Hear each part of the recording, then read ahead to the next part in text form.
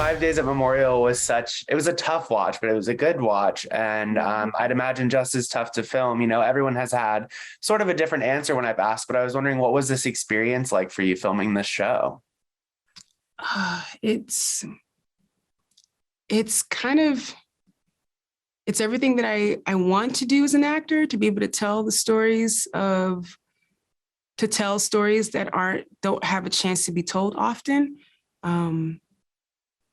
And combined with the people that were involved, also combined with the care that was taken in the storytelling. I think it's very, very important for me. It's like a very important like alchemy. Yeah. Yeah. Were you familiar with like the specific story of Memorial and Life Care before you signed on, or did you kind of do a lot of research after you found out about the project?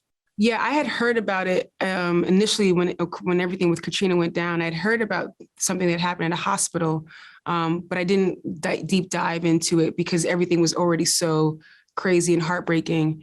And then when I got into the project, I had to do obviously a lot more research and find out a lot more details, and just to learn the levels of the breakdown in the systems and how people were abandoned in such a way. It was heart-wrenching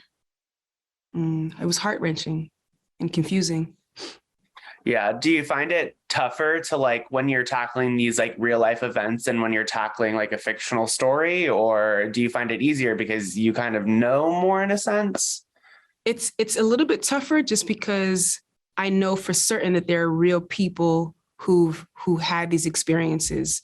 And so I want to honor those people as best I can, and just be super responsible in the care and making myself available in terms of being vulnerable and open, and just taking in as much information because I want to respect the lives that lived those things and are still affected by what happened 17 years ago.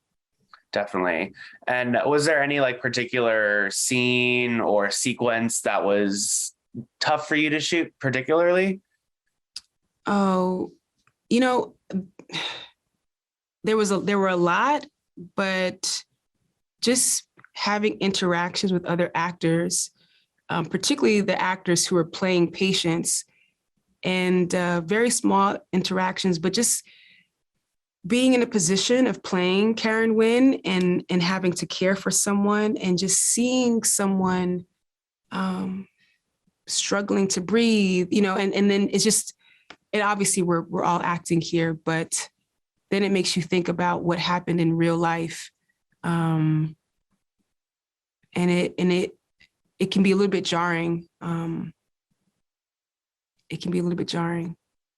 Yeah, I mean, I'd imagine. And, you have such a great cast around you who's doing phenomenal work, but it's almost immersive to the point where it could be kind of like you need to step back. And so how did you kind of like take care of yourself on set? And did you guys like go out afafter and try to like kind of Yeah. I mean, as it pertains to being on set, I had to, because your body and your mind wants to separate itself. It really, the inclination is just to go, wait, what's happening here?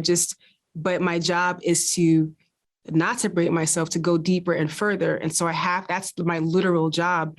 And then in terms of taking care of ourselves, the days were long, but whenever we had moments to get together and gather and eat and enjoy each other, we took full advantage. And it really did help in terms of just having that camaraderie and that support and that sense of community.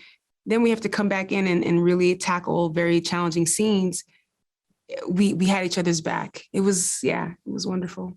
Yeah. And you were also filming during the pandemic, if I'm not mistaken. So you kind of had that added metatextual layer of, government failure again going on while you're filming this tale of that as well. Yeah. I mean, again, it's just all around relevance. Yeah. Well, that's all I've got for you today. I really appreciate your time and speaking with you. It was really wonderful. And the show was phenomenal. Thank you so much.